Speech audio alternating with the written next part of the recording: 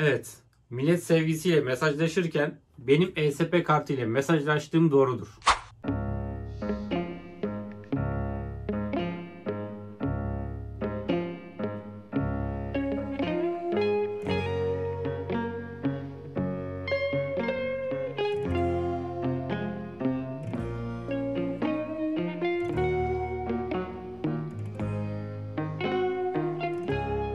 Evet arkadaşlar, siz de benim gibi ESP kartı ile mesajlaşmak istiyorsanız öncelikle telefonumuza Telegram mesajlaşma programını indiriyoruz. Daha sonra arama çubuğuna Botfather yazarak bir bot oluşturuyoruz ve botumuza bir isim veriyoruz. Daha sonra ID bot yazarak Telegram'dan ID numaramızı öğreniyoruz. Hadi gelin şimdi bunu birlikte yaparak projeyi nasıl oluşturacağımıza bakalım. Daha önce ben arama yaptığım için burada Botfather ve ID bot çıkıyor arkadaşlar. Burada arama çubuğuna tıklayarak Botfather yazıyorsunuz ve burada çıkıyor. Buna tıkladıktan sonra başlat diyorsunuz. Burada bu bot için kullanabileceğiniz komutları içeren bir liste çıkıyor. Burada biz New Bot'a tıklayacağız. Şurada görünen New Bot'a tıklıyoruz. Burada bizden bir isim istiyor arkadaşlar. Buraya ne yazalım? Ev deneme 1 diyorum. Gönderiyorum. Burada ismimizi kabul etti. Şimdi bize bir kullanıcı adı vermemizi istiyor ve bot ile bitmesi gerektiğini söylüyor. Burada biz ne diye verelim ismimizi? Ev 1, 2, 3 yazıyorum. Ve bot diyorum. Kullanıcı adı daha önce alınmış. Başka bir isim deneyeceğim arkadaşlar. Ne yazalım?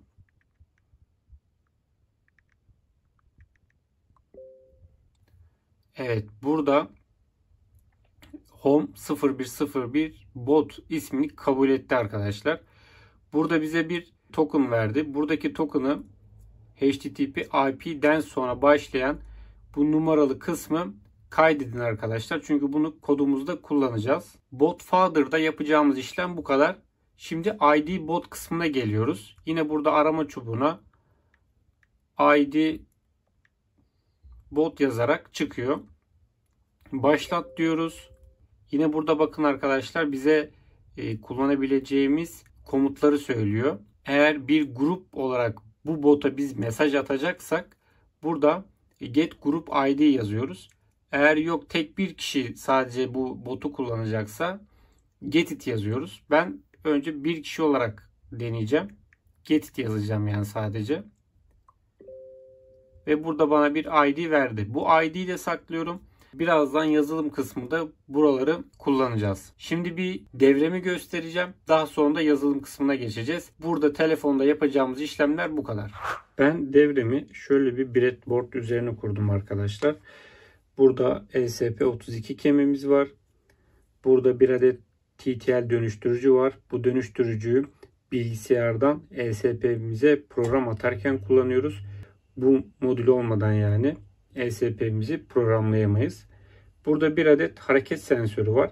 Siz burada başka bir sensör de kullanabilirsiniz. Sese duyarlı bir sensör, mesafe sensörü veya aklınıza gelen farklı bir tür sensör kullanabilirsiniz. Bu sensörün amacı bir hareket algıladığında ESP'miz bir fotoğraf çekip bana mesaj olarak iletiyor. Ben bu sensörü o amaçla kullandım. Siz mesela buraya bir ses sensörü takıp ses algıladığında da fotoğraf atmasını sağlayabilirsiniz. Breadboard'umuza şu şekilde devremizi kurduk demiştik. Birkaç husustan bahsedeyim. Bu ESP CAM'in birden fazla modeli var arkadaşlar Türkiye'de. En çok bu modeli kullanılıyor. Ben bu ESP'ye aldığım linki videonun açıklamalar kısmında paylaşacağım. Neden paylaşıyorum? Çünkü siz farklı bir model ESP kartı alırsanız yani ESP32 CAM alırsanız pin yapıları uyuşmama ihtimali var. Eğer pin yapıları uyuşmazsa benim yine paylaşacağım kodu da çalıştıramazsınız arkadaşlar. Bu sebeple aynı ESP CAM'i almanızı tavsiye ediyorum. Yine burada bir kamera modülümüz var demiştik. Burada da kamera modülünün altında bir tane SD kart girişi var arkadaşlar. İstersek bu modülün çektiği fotoğrafları tarih, gün, saat bilgisiyle beraber SD karta da kaydedebiliyoruz. Ve şu an devremizin şeması ekrana geldi. Oradan da bakarak bu şemayı kurabilirsiniz arkadaşlar. Bir de benim burada kullandığım hareket sensörü bir tetik aldığında Logic 0 çıkışı veriyor arkadaşlar. Genelde sensörler Logic 0 çıkışı verir. Tetik aldığında Logic 1 verir. Ama bu tam tersi. Normalde Logic 1 çıkışı veriyor. Tetik aldığında Logic 0 çıkışı veriyor arkadaşlar. Burada kullandığınız sensörün tetik sinyaline göre kodda değişiklik yapmamız gerekiyor. Bunu da yine kod kısmında birazdan açıklayacağım. Eğer o değişikliği yapmazsanız bazı sorunlarla karşılaşırsınız arkadaşlar. Yine bir şey hatırlatmak istiyorum. Bu ESP kartını direkt Arduino gibi böyle bilgisayara bağla program at, işte bilgisayardan sök çalıştır yapamıyoruz. Bu karta program atabilmek için öncelikle GPIO 0 pini ile GND pinini arkadaşlar bir jumper yardımıyla kısa devre ediyoruz. Bakın bu şekilde kısa devre yapıyoruz ve bu alt tarafta breadboard'a taktığım için tam görünmüyor ama bakın şurada bir tane buton var. Bu butonu bir kere basıyoruz. Bu şekilde programlama moduna geçirmiş oluyoruz. Programı attıktan sonra da tekrar kartımızdan bu jumper kablosunu çıkarıp tekrar bir resete basıyoruz ve attığımız program artık çalışmaya başlıyor. Bunları da anlattıktan sonra hadi gelin şimdi yazılım kısmına geçelim. Bu arada burada bir adet ledimiz var. Buradaki led çok parlak yanıyor. Biraz fazla akım çekiyor arkadaşlar. Bu ledi dikkatli bir şekilde kullanın. Çok uzun bir süre açık tutmayın.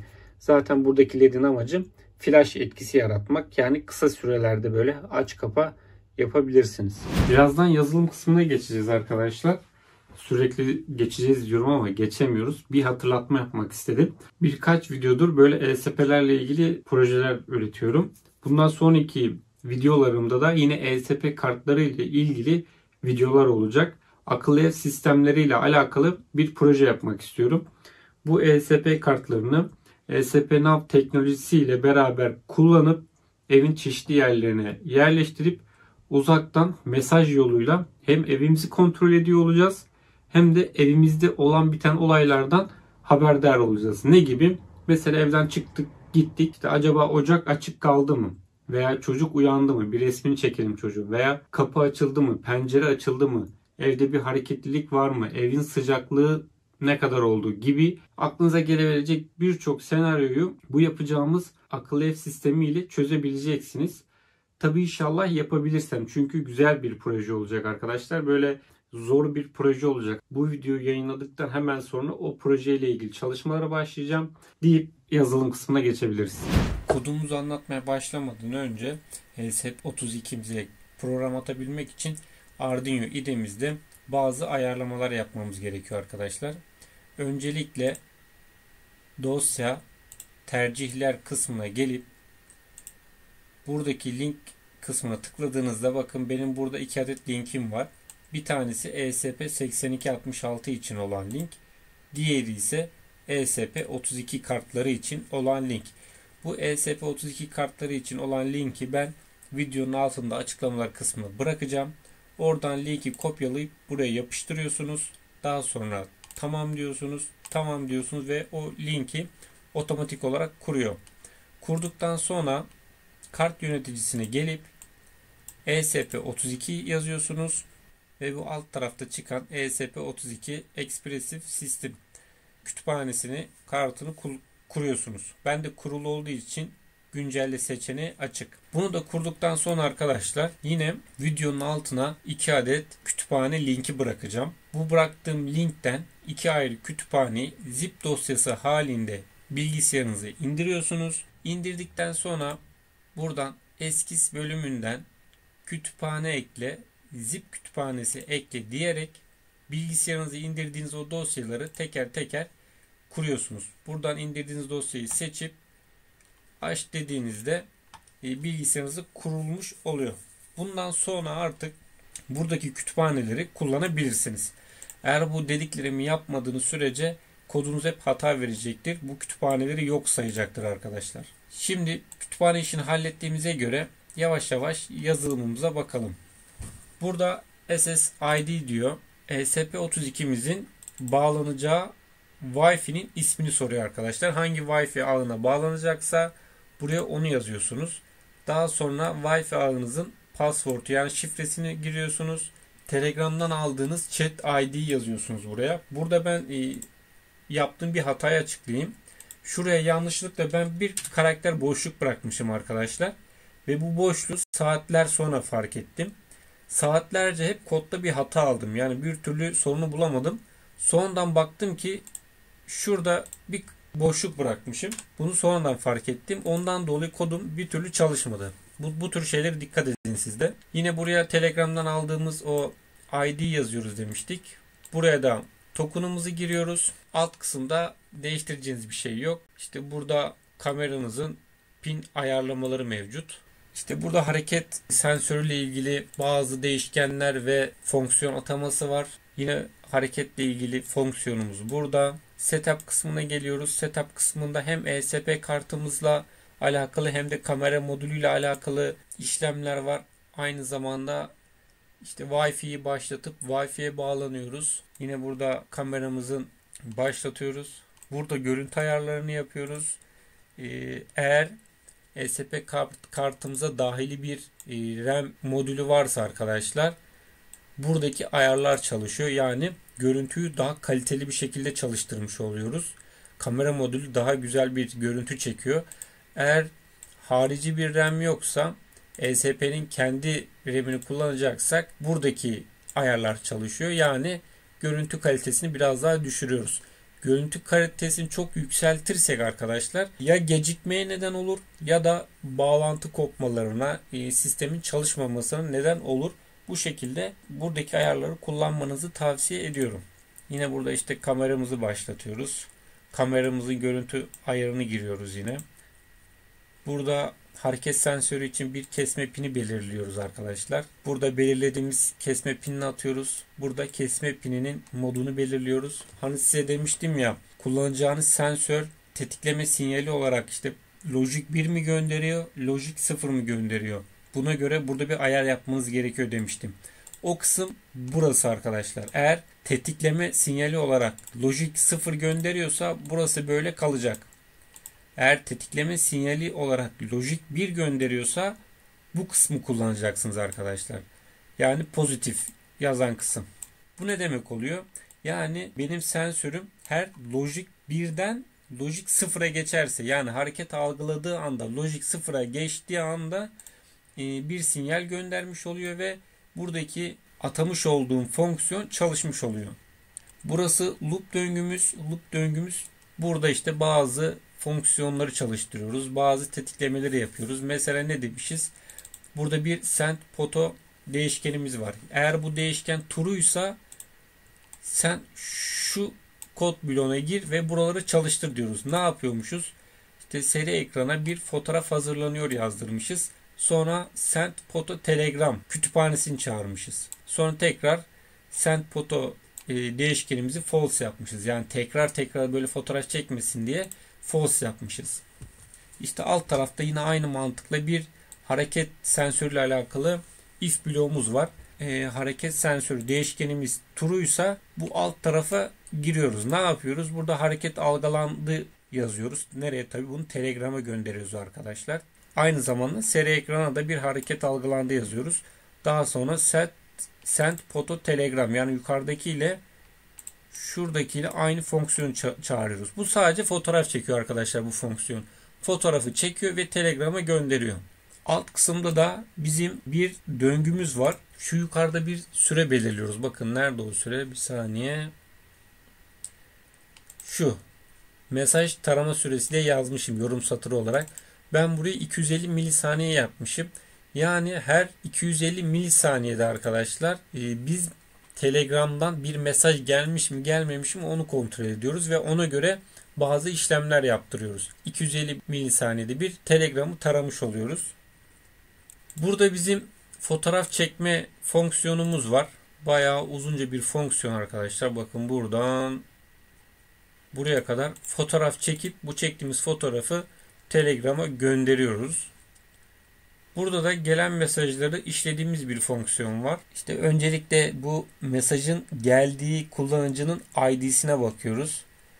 Bakalım bizim yukarıda belirttiğimiz ID ile eşleşiyor mu, eşleşmiyor mu? Eğer eşleşmiyorsa geçersiz ID diye tekrar o bize mesaj gönderen kişiye mesaj atıyoruz. Geçersiz kullanıcı diye. Eğer buradaki eşleşme sağlandıysa alt satırlara geliyoruz. Alt satırlarda da karşılaştırma yapıyoruz. Eğer gelen tekstimiz yani gelen mesajımız bu şekilde ise bu alt bloğu çalıştır. Gelen mesajımız flashsa flash'ı çalıştır. Gelen mesajımız fotoysa işte fotoğraf çek ve işte burayı çalıştır. Yeni bir fotoğraf isteği yazdırmışız mesela seri ekrana. Fotoğraf çekip Telegram'a atmışız. Gibi arkadaşlar. Yine aynı şekilde burada eğer Telegram'dan gelen mesaj burada belirttiğimiz komutların dışında bir mesajsa geçersiz komut olarak Telegram'a mesaj gönderiyoruz. Kodumuz bu şekilde arkadaşlar. Bunu hızlıca bir ESP kartımıza yükleyip çalışmasını bir göstermek istiyorum size. Şimdi hemen ben buna güç vereceğim. Daha şöyle bir bağlayalım.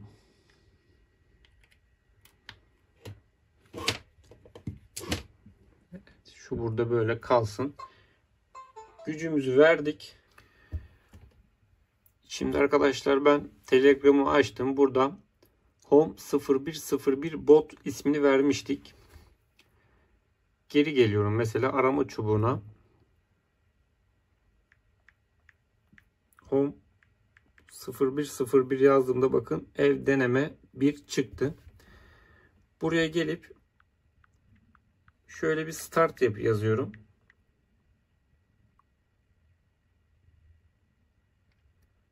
Neden mesaj gelmedi? Çünkü ESP kartımız internete bağlı değil. Ben hemen bir telefon internetin açıp bağlanmasını sağlayacağım. Evet şu an bağlandı arkadaşlar. Şu yukarıda yeşil simge çıktı. Tekrar Telegram açıyorum.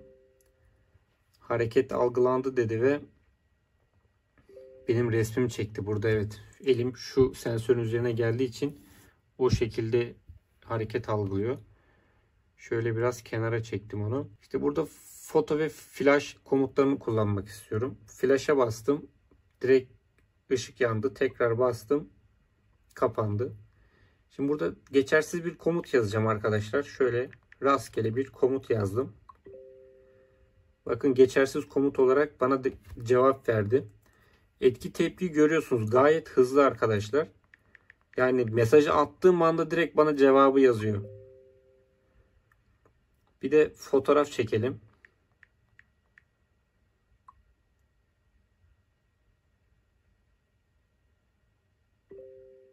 Fotoğrafı da çekip bana bu şekilde gönderdi. Gördüğünüz gibi gayet kullanışlı arkadaşlar. Diyelim ki evet hareket algıladı ve şuraya böyle yaklaştıkça burada hareket algılıyor ve hemen hareket algılandı deyip resim çekiyor. Şunu bir enerjisini kesmek istiyorum. Sürekli resim atmasın diye. Bu tek kullanıcıyla yaptığımız bir işlemdi arkadaşlar. Mesela ben bir grup kurmak istiyorum ve bu gruba işte çoluğumu, çocuğumu, eşimi veya evde kalan diğer üyeleri de o gruba ekleyip aynı böyle benim attığım mesajlar gibi o kişilerin de mesaj atarak bu ESP kartıyla iletişime geçmesini istiyorum. Onu nasıl yapacağız? Onun da güzel bir çözümü var. Öncelikle bir grup kuracağız Telegram'da. Telegram'da nasıl grup kuruyoruz? Onu önce bir bulayım. Yeni grup. Kime eklemek istiyorsunuz diyor. Ben ev deneme 01 onu ekleyeceğim. Ya da şöyle mi yazalım?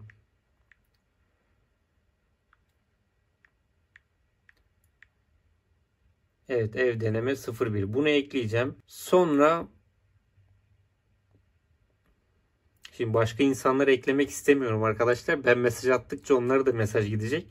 O yüzden başka kimseyi eklemiyorum. Şöyle ileri diyorum. Davut ve ev deneme 01 oluştur diyorum. Şimdi burada grubumuz oluştu. Hatta buraya bir kişi daha ekleyecektik. Pardon arkadaşlar. Şuraya ID botu da ekleyeceğiz. Evet. ID bot. ID botu da grubumuza ekledik. Şimdi burada grup ID getit yazacağız.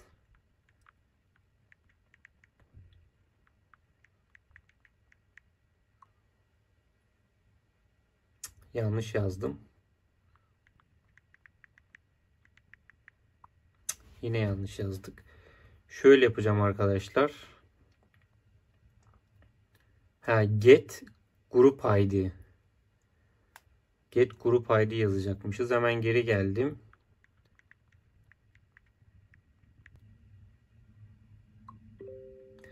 Bakın bana grubumuzun ID'sini verdi. Artık o yazılımda bu ID'yi yazdığımız yere bu grup ID'siyle değiştirdiğimizde artık bu gruptan attığımız mesajlara ESP'miz yanıt verecek arkadaşlar. Diğer taraf artık iptal olacak. Bu gruptan atılan mesajlara ESP yanıt veriyor olacak. Bunu da bu şekilde değiştirebiliyorsunuz. Evet arkadaşlar, bence güzel bir projeydi. Bu tarz projelerin gelebilmesi için her zaman yaptığımız gibi şuradan abone olmayı ve buradan videoyu beğenmeyi unutmayın. Bu şekilde bana destek olmuş olursunuz ve kanalımızı büyütürüz. Büyüttükçe de yeni projeler, yeni videolar gelmiş olur. Aklınıza takılan sorular varsa yorumlarda yazmayı unutmayın. Elimden geldiğince bütün yorumlara arkadaşlar cevap veriyorum. Deyip sonraki videolarda buluşmak dileğiyle. Hoşça kalın.